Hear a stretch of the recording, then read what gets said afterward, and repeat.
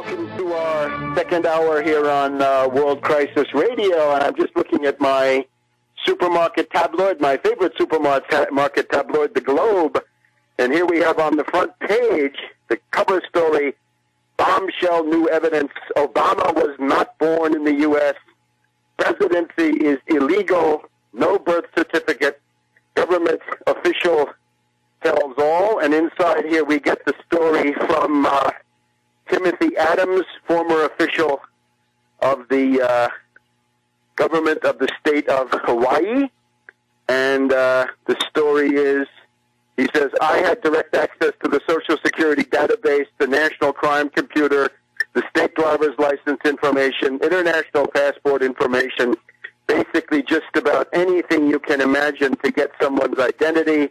There is no birth certificate.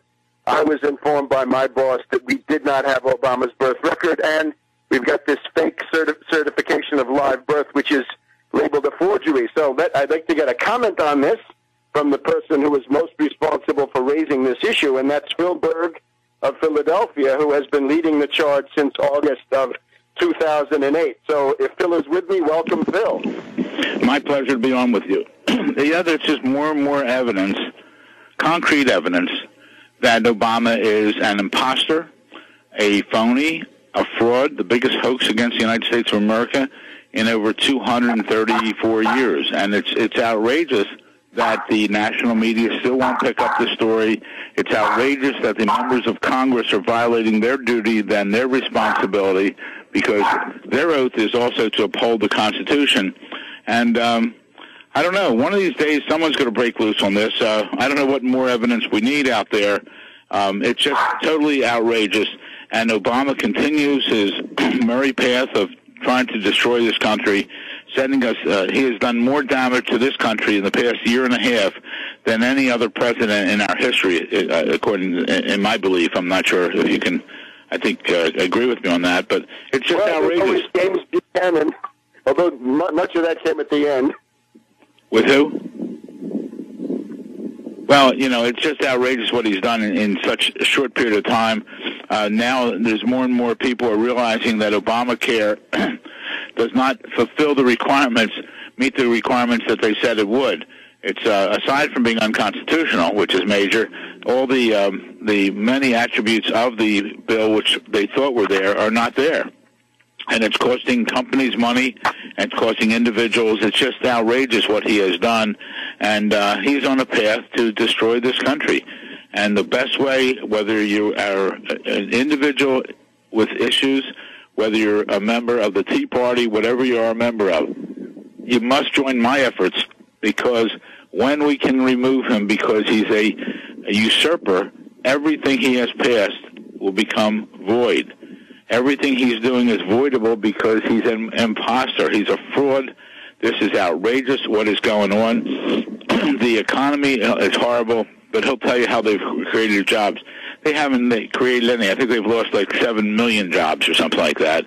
And it affects everyone out there. Unfortunately, we don't have a date for our march yet, but I think as each one of these things keep going, we're going to have a bigger march. Just working on it because people... Some listeners have asked me, what is the difficulty? Because it really would be time. If you're planning something in September, we would need to get the permits.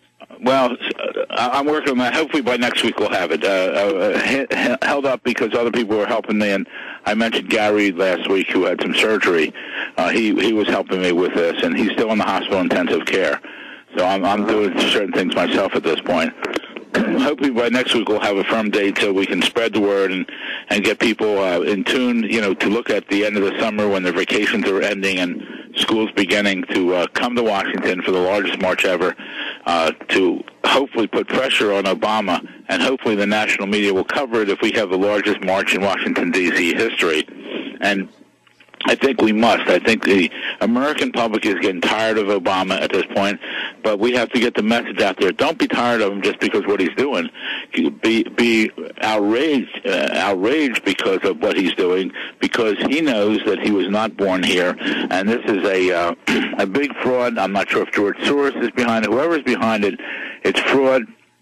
It's wrong for that country. We're the laughing stock of the world, and we'll get all the everything in order for the march.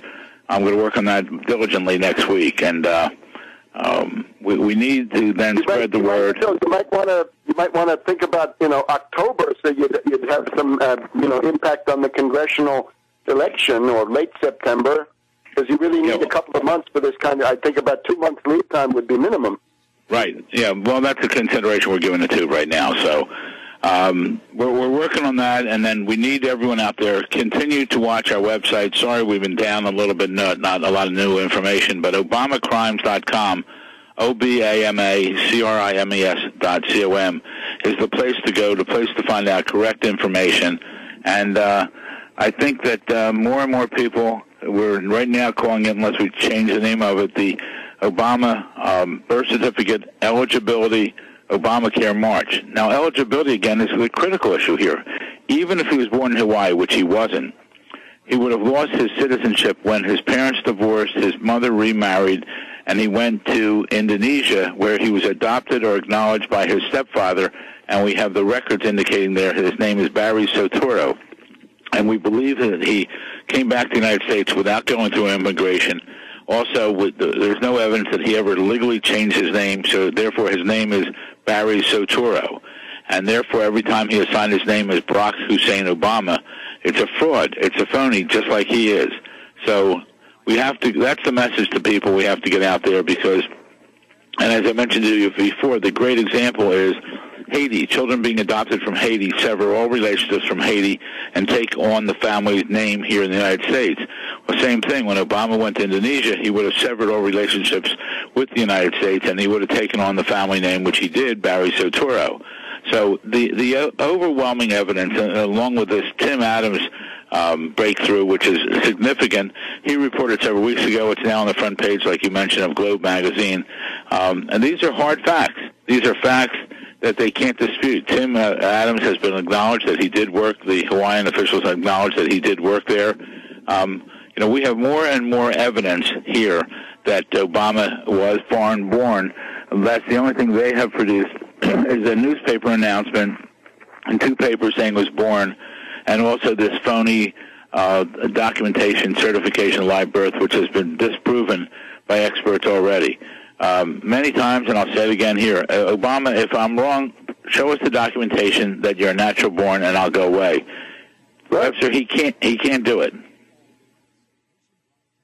Absolutely, and if he could do it, he would have done it already, because the political damage has been significant.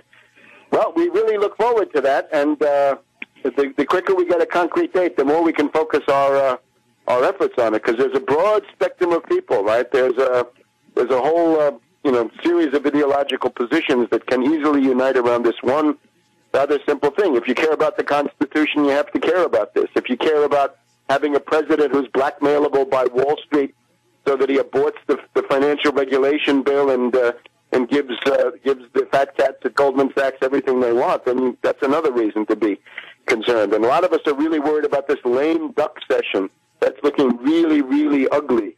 So it's good to get them at least on the defensive before that.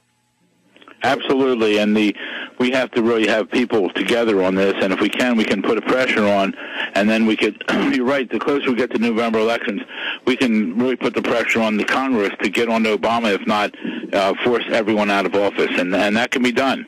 The American public standing firm in a peaceful revolution can change the whole Congress. Everyone could. The message really should be is throw everyone out of Washington, because most of them down there care about 2 things: raising as much money as they can and getting reelected, and they really could care less about you and I. And that's not what this country's about. All right, Bill. Thank you very much. We hope to hear from you next week, and we're looking forward to getting that concrete, specific date and the content. Very good. We'll see you soon. Bye-bye. We'll be back in a second.